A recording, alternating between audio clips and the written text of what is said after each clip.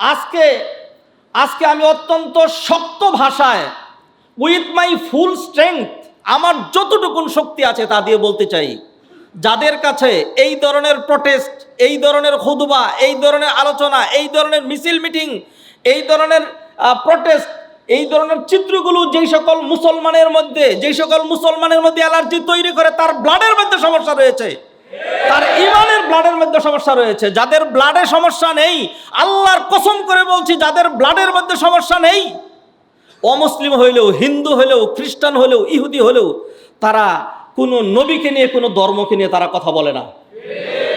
আমরা লাত, মানাত, উজ্জা, কোন রকম দেব দেবতা, কোন রকম ধর্ম, হিন্দু ধর্ম, খ্রিস্ট ধর্ম, ইহুদি ধর্ম, কোন ধর্মকে কটাক্ষ করে, কোন ধর্মকে নিন্দা করে, গালিগালাজ করে আমরা কথা বলি না। কোন আলেম ওলামা কোনোদিনই বলেন নাই মুসলমানরাই প্রেস্টিজলেস। আমি এই কথা বলি, আমি আমার জাতিকে কটাক্ষ করে কথা বলি, আমি অন্য কোনো জাতিকে, তার ধর্মকে নিয়ে কথা বলি না।